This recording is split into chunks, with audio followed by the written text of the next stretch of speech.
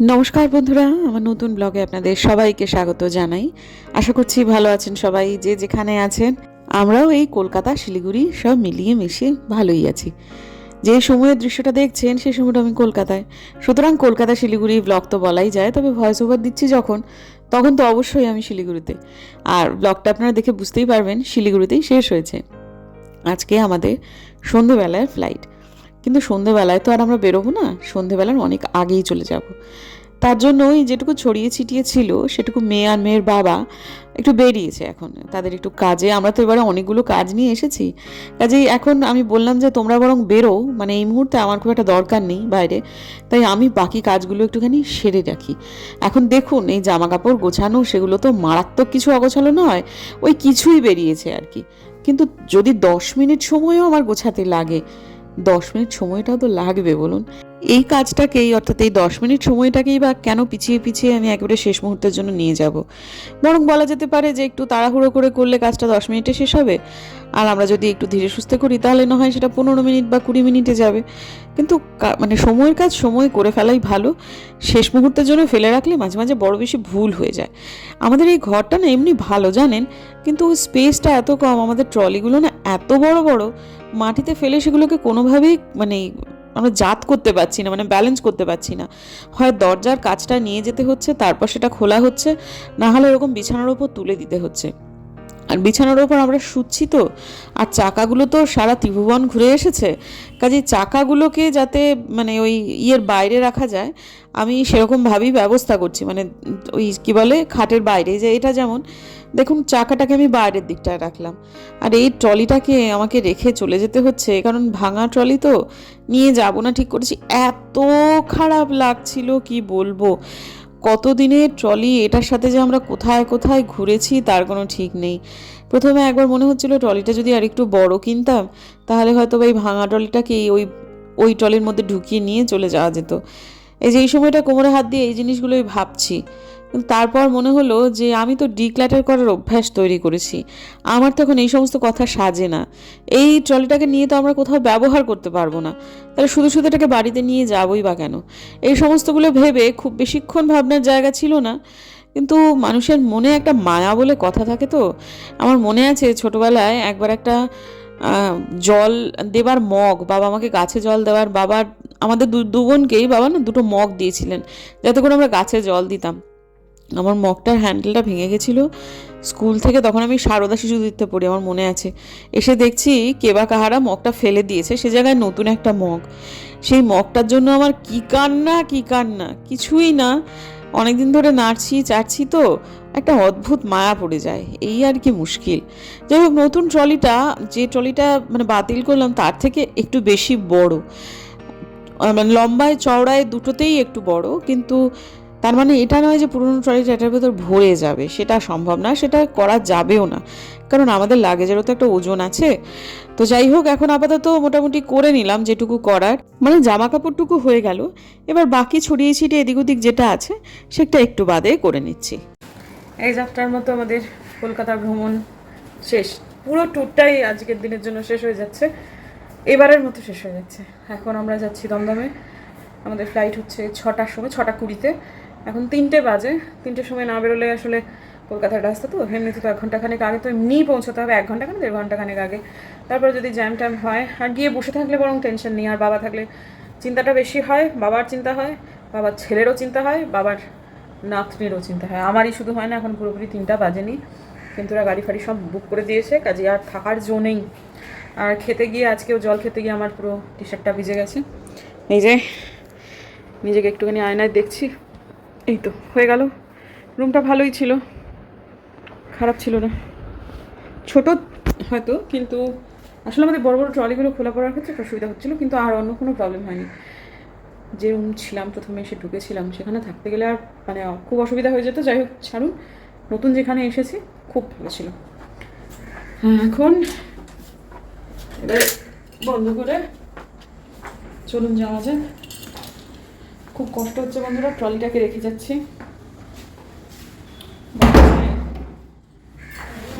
এটা খুলে রেখে যেতে বলেছি, আচ্ছা ঠিক আছে। মনে হচ্ছে নিজেদের কাউকে একটা রেখে চলে যাচ্ছি, কারণ কি জানেন, ওই ট্রলিটার সাথে আমাদের অনেক দিনের হ্যাঁ, অনেক স্মৃতি জড়িয়ে, অনেক স্মৃতি জড়িয়ে। হ্যাঁ, দাদু বলেছে সব লাইট বন্ধ করে যেতে। ওরে ওরে ওরে ওরে, ঠিক আছে চলো, নিচে মনে হয় গাড়ি চলে এসেছে। 3টেও পুরোপুরি বাজে না, তুইও চেষ্টা এরকম করে শুরু করলি। এই জলের বোতলটা, ওহ ও দাঁড়া, এই জলের বোতলটা হাতে নিয়ে যেতে হবে। 1 লিটারের বেশি তো জল নিতে দেয় না না এয়ারপোর্টে। এই যে এই বোতলটা নিয়ে গেছি, আর এত বড় বড় বোতল সে নিয়ে এসছে 2 লিটারের, সব বেশিরভাগগুলোই থেকে গেল। বোতলটা খুব ভালো ছিলাম। এবার গ্রাউন্ড ফ্লোর টেপা হয়ে গেল। এবারে বাবা কি ফোন করেছিল নাকি তাগাদা দিতে? আরে এটা চলে এসেছিল বলে। জিনিসপত্র আঁটবে, এটা যাবে বড় গাড়ি। বাবা, আমাদের তো অতি সামান্য জিনিস, ট্রলিটার জন্য খুব মনটা খারাপ হয়ে যাচ্ছে, মনে হচ্ছে নিজেদের কাউকে রেখে যাচ্ছে।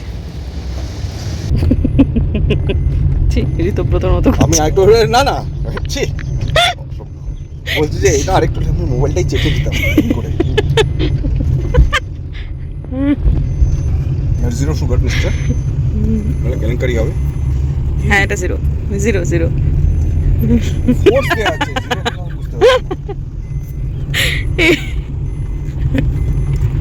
হয়েছে হয়েছে। এবার আমাদেরকে খেতে দেবে না?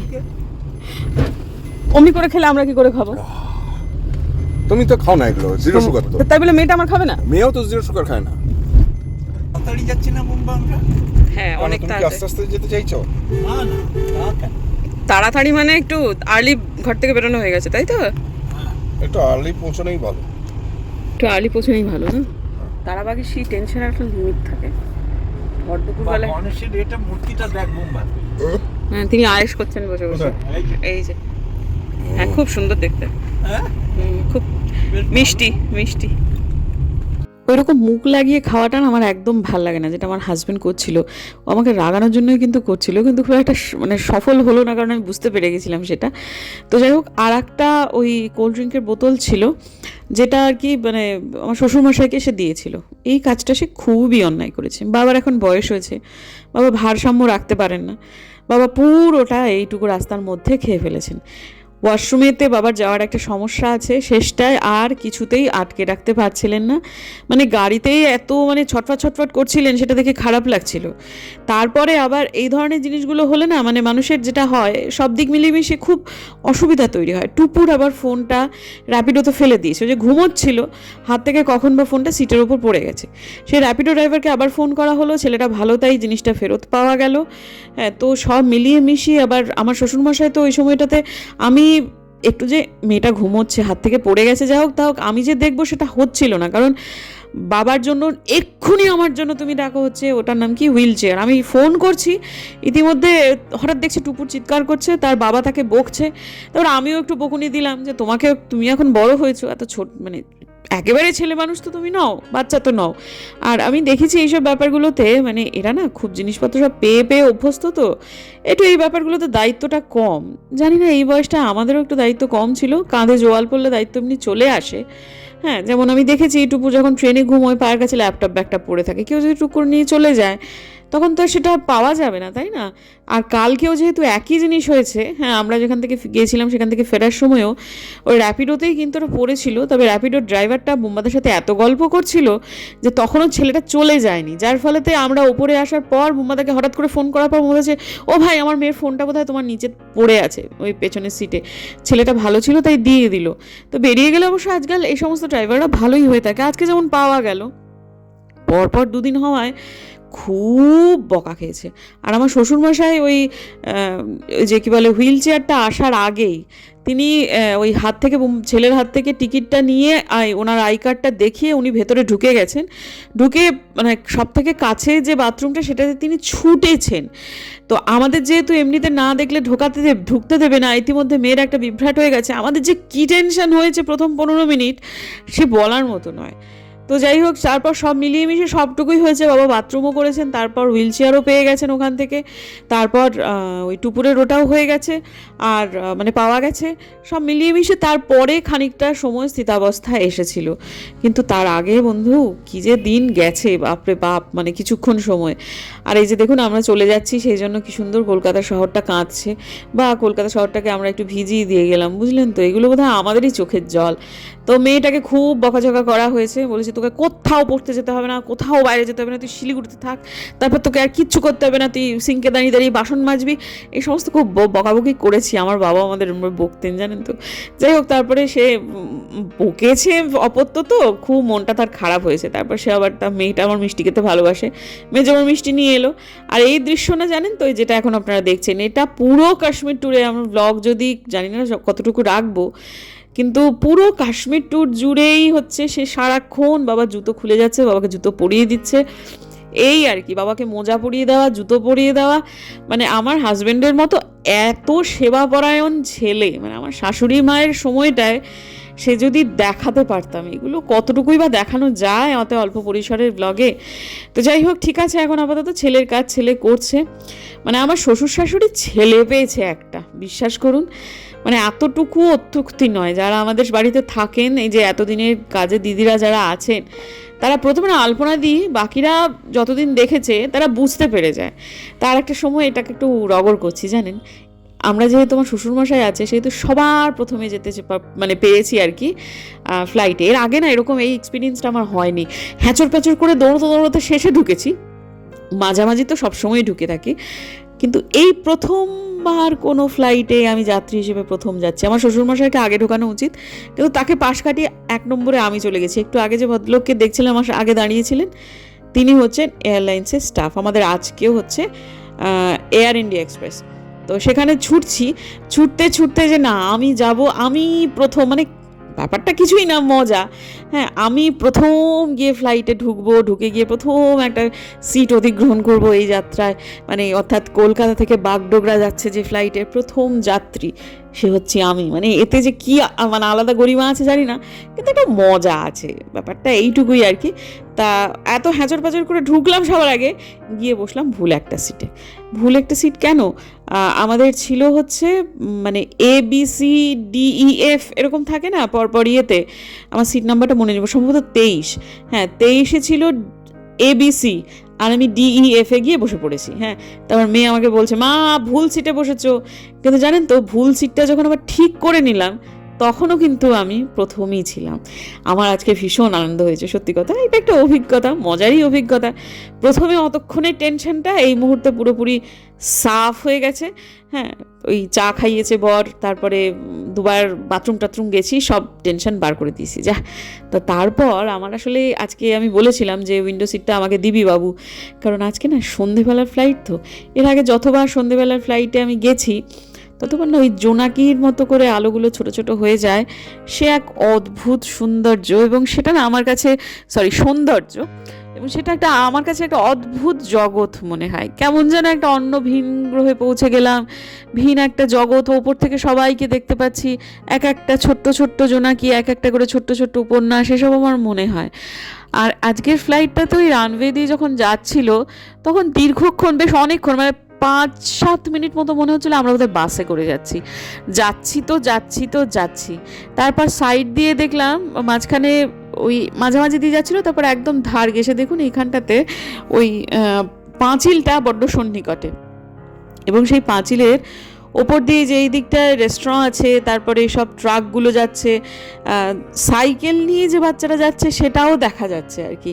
হ্যাঁ, তো এমনি 4 চাকা তো যাচ্ছেই, তাছাড়া ওই সাইকেল নিয়ে, তারপর মোটর বাইক নিয়ে সেগুলোও যাচ্ছে। তখন আমার মনে হচ্ছিলো হ্যাঁ দাদা, আপনি কখন উঠবেন, উঠতে উঠতে এবার কবে একটুখানি জোনাকি দেখতে পাবো, ভাবতে ভাবতে তারপর সেটা হুশ করে উপরে চলে গেল। আর তারপর শুরু হলো আমার সেই স্বপ্নের সফর। এই সফরটা কেবলমাত্র চোখে দেখার নয় বন্ধুরা, এটা কিছুটা মনোজগতের সফরও বটে। সবটুকু যে সবাইকে সবসময় আমি বোঝাতে পারবো ভাষা দিয়ে, এমনটা নয়। তবে এই দৃশ্যটা আমার খুব ভালো লাগে, খুব।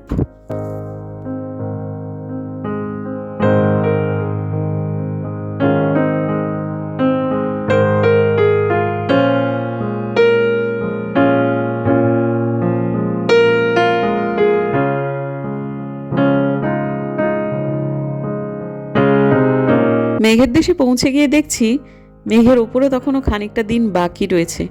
এই জায়গাটা তো পাখাটা রয়েছে, তাই জন্য অতটা ভালো বোঝা যাচ্ছিল না। সারা ফ্লাইটে সবার যারা এদিকটায় ছিল সবার হাতে এখন ক্যামেরা, এত সুন্দর লাগছিল। একটু আগে আপনারা কলকাতার জোনাকি দেখলেন, এরপর জোনাকি দেখুন বাগডোগরার। পৌঁছে গিয়েছি, একেবারে স্মুথ টেক অফ আর ল্যান্ডিং। তারপর বেরোবো, বাবার জন্য হুইল চেয়ারটা আসবে, তারপর হুইল চেয়ার করে নিয়ে তারপর যখন একেবারে বেরিয়ে গেলাম তারপরে আবার ক্যামেরাটা করছি, কারণ সেনা এয়ারপোর্ট তো কিছু নিয়ম কানুন রয়েছে। ওয়েগনার করে নেওয়া হলো একটা, মানে ওই বাইরে থেকে একটা ছেলে, আমরা এখান থেকে একে ভাড়া করে নিলাম। ওয়াগনারে নতুন নতুন যে ওয়াগনারটা বেরিয়েছে তার পেছনে ডিকিতে প্রচুর স্পেস, বাপরে বাপ, আমাদের এত বড় বড় ট্রলিগুলো সমস্ত তো ভরে গেলই, আমাদের পিট ব্যাগগুলো পর্যন্ত এর মধ্যে ঢুকে গেল, এত স্পেস। আমাদের কিন্তু ট্রলিগুলো দেখতে পাচ্ছেন একটা প্রাপ্তবয়স্ক লোকের কোমরের কাছাকাছি আমাদের বড় বড়গুলো ট্রলি। হবে না, হিমাচলে কেনাকাটা করেছি, যদিও ব্লগ করিনি, কাশ্মীরে প্রচুর কেনাকাটা করেছি, কাশ্মীরের ব্লগগুলো দেখলে বুঝতে পারবেন, উপহার দেয়া নেয়া সব তো হয়েছে, তাই না? তো যাই হোক, এখন আপাতত এই যে এটা বাগডোগরা পেরোচ্ছি, আজকে দেখতে পেলাম, রাতের অন্ধকার জন্য ভালো করে বুঝতে পারলাম যে একটা ইন্টারন্যাশনাল এয়ারপোর্ট হচ্ছে তো বাগডোগরা, 2027-28 সেটা সম্ভবত উদ্বোধন হবে। দিন রাত কাজ চলছে সেটাতে।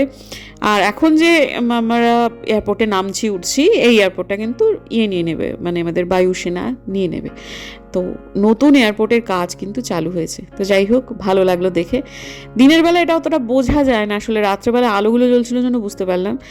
তো পুরনো শিলিগুড়ি, পুরনো কোর্টমোড় ধরে তারপর শেষ পর্যন্ত পৌঁছলাম বাড়িতে। আলপনাদের মুখটা দেখে কি ভালো যে লাগলো, কি বলবো। সুপ্রভাত বন্ধুরা। কালকে ফোনে চার্জ একদম কমে গেছিলো, ফোনটা চার্জে দিয়ে আর কোনো দিকে তাকানোর অবকাশ ছিল না। আমি সমস্ত কিছু কাজ করতে শুরু করেছি। তারপর যখন কাজ মিটেছে তখন বাজে প্রায় 11টা, এবং তখন এত ক্লান্ত ছিলাম যে আর কোনো কিছুই ব্লগ আর করার কথা আমার মনেও ছিল না। আর অনেক রাত্রে একবার মানে মনে হয়েছিল যে ব্লগটা শেষ করে দিই, তখন মানে চার্জও হয়ে গেছিলো, কিন্তু তখন আর শরীর দিচ্ছিল না। এই যে দেখুন, জামা কাপড় কদিন তো ঠিকঠাক কাচা হয়নি, যেখানে কত রকমের পড়ে রয়েছে, একটা দেখানো গেল কি, যেগুলো সমস্ত কিছু কাচতে হবে। কালকে রাত্রে এক খোলা কেচে রেখেছিলাম, কাচতে দিয়ে দিয়েছিলাম, সেটা কাঁচা ছিল। রাত্রে তো ছাদে মেলা যাবে না, আজকে আমার হাজব্যান্ড গেছে, তখন বাজে হচ্ছে একটু তাড়াতাড়ি গেছে, এখন ওদের একটু ওই বাসের নিয়মগুলো চেঞ্জ হয়েছে।